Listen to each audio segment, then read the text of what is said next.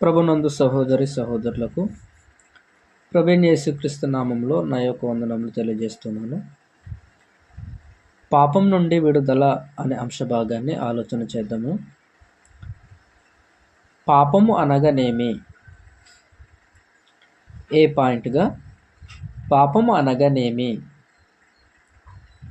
యోహాను రాసిన మొదటి పత్రిక 3వ అధ్యాయము 4వ వచనములో ఆజ్ఞాతిక్రమమే పాపము అన్నాడు. మొదటి యోహాను పత్రిక 5వ అధ్యాయము 17వ వచనంలో సకల దుర్నీతి పాపము అన్నాడు. యాకోబు పత్రిక 4వ అధ్యాయము 17వ వచనంలో మేలైనది చేయనెరిగియు అలాగు చేయకపోవుట పాపము అన్నాడు. రోమా పత్రిక 14వ అధ్యాయము 23వ వచనంలో విశ్వాస మూలము కానిదేదో అది పాపము అన్నాడు. బి పాయింట్లో ఒకడు పాపం ఎందుకు చేస్తున్నాడు? ఒకడు పాపం ఎందుకు చేయుచున్నాడు అనగా యాకోబు పత్రిక 1వ అధ్యాయము 14 నుంచి 15 వచనాలు మనం చదివినప్పుడు తృప్తి పడని చెడ్డ కోరికలు ఉండటం వల్ల, అనగా మనిషి దురాశ, దానికి తోడు సాతాను యొక్క శోధన, అనగా పాపం చేయనట్లు ప్రేరేపించుట వలన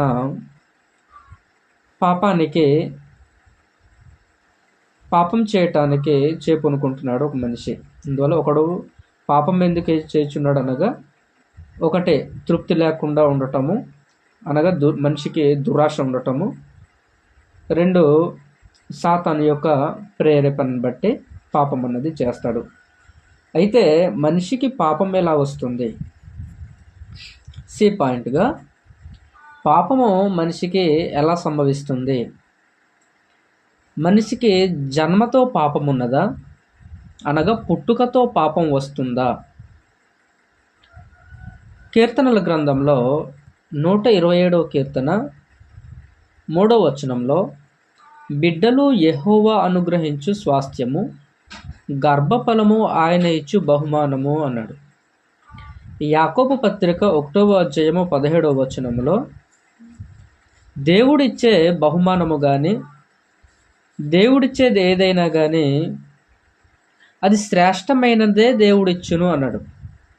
అందువల్ల దేవుడిచ్చే గర్భఫలము అది బహుమానమైనప్పుడు అది శ్రేష్టమైనది అవుతుందా, లేకపోతే పాపంతో ఉన్నదాన్ని దేవుడిస్తాడా? అనగా శ్రేష్టమైనదే దేవుడిచ్చును. ప్రసంగి గ్రంథము 7వ అధ్యాయము 29వ వచనంలో దేవుడు నరులను యథార్థవంతులుగా పుట్టించెను.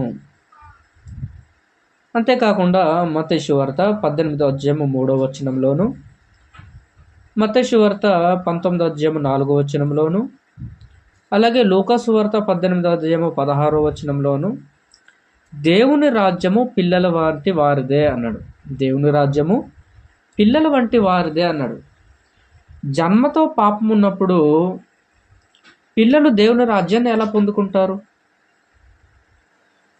అందువల్ల అపార్థం చేసుకునే లేఖన భాగం ఏది అంటే కీర్తనల గ్రంథము 51వ అధ్యాయము 5వ వచనము పాపములో కానీ పాపముతో కాదు అన్న సంగతిని అక్కడ గమనించాలి.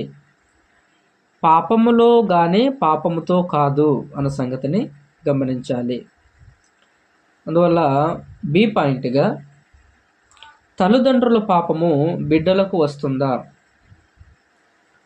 సిలో బి పాయింట్గా తల్లిదండ్రుల పాపము బిడ్డలకు వస్తుందా?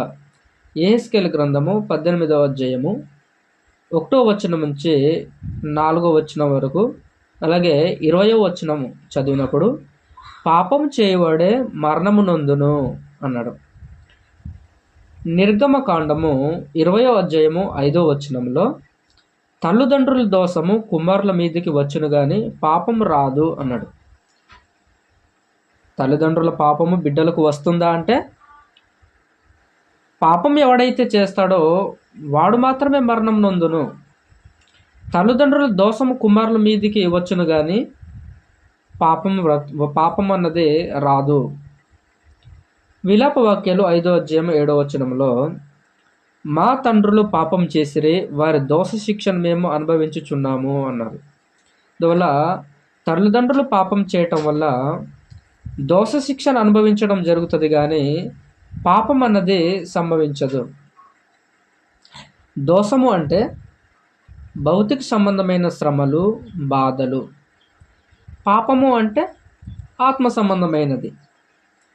అందులో పాయింట్గా మరి పాపం ఎలా వస్తుంది, పాపం ఎలా వస్తుంది అని ఆలోచన చేసినప్పుడు రోమపత్రిక 3వ అధ్యాయము 23వ వచనం ప్రకారము పాపం చేస్తేనే పాపి అగుచున్నాడు అన్న సంగతిని అక్కడ తెలియజేస్తాడు. ఎవరైతే పాపం చేస్తారో వారు మాత్రమే పాప అగుతాడు, వారు మాత్రమే పాపులు. రోమపత్రికలోనే 5వ అధ్యాయము 12వ వచనంలో పాపం చేసినందున అనగా అబద్ధమాడి, మోసం చేసి, వ్యభిచారించి మొదలగునవి చేయటం వల్ల పాపి అగుచున్నాడు. మరి పాపం యొక్క ఫలితం ఏంటి? పాపం యొక్క ఫలితం ఏదనగా యోహాను సువార్త 8వ అధ్యాయము 34వ వచనంలో పాపమునకు దాసుడు. పాపం యొక్క ఫలితం ఏదనగా పాపానికి దాసుడు అవుతాడు పాపం చేయటం వల్ల. రోమపత్రిక 2వ అధ్యాయము 9వ వచనంలో శ్రమ, వేదన కలుగుతుంది పాపం చేయటం వల్ల. మొదటి యోహాను పత్రిక 3వ అధ్యాయము 20-21 వచనాలు పాపం యొక్క ఫలితం ఏదనగా దోషారోపణ జరుగుతుంది. అలాగే పాపం వలన వచ్చు జీతము మరణము అన్నాడు. పాపం చేయటం వల్ల మనిషి ఆత్మీయ మరణం పొందుకుంటాడు. రోమపత్రిక 6వ అధ్యాయము 23వ వచనములో కూడా మనం చూడగలుగుతాము. ఈ పాయింట్గా అయితే మనం ఆలోచన చేసినప్పుడు మరి పాపం నుండి విడుదల ఎలా కలుగుతుంది? దానికి దేవుని యొక్క నియమం ఏది అనగా హెబ్రీ పత్రిక 9వ అధ్యాయం 22వ వచనం ప్రకారము రక్తం చిందింపకుండా పాప క్షమాపణ లేదు. పాప క్షమాపణ అనగా పాపం నుండి విడుదల ఎప్పుడు కలుగుతుంది అంటే రక్తం చిందింపకుండా పాప క్షమాపణ అన్నది లేదు. యేసుక్రీస్తు శిలువలో మనుషులందరి కొరకు రక్తం చిందించెను. ఆయన రక్తం ఎలాంటిది అంటే పరిశుద్ధమును నిష్కలంకమైన రక్తము అని మొదటి పేతురు పత్రిక 1వ అధ్యాయము 18-20 వచనాలు మనం చదివినప్పుడు ఆయన రక్తము ఏ విధంగా ఉంది అనగా పాపము లేనిది, పరిశుద్ధమైనది, నిష్కలంకమైనది, నిందారహితమైనది. అలాంటి రక్తం వలన పాపికి విడుదల అన్నది కలుగుతుంది. అందువల్ల పరిశుద్ధమైన నిష్కలంకమైన రక్తం ఎప్పుడైతే చిందిస్తారో ఆ రక్తం ద్వారా ఎవడైతే కడుక్కుంటాడో వానికి పాపక్షమాపణ అన్నది జరుగుతుంది. అందువల్ల రక్తం చిందించకుండా పాపక్షమాపణ అన్నది మనిషికి కలగదు.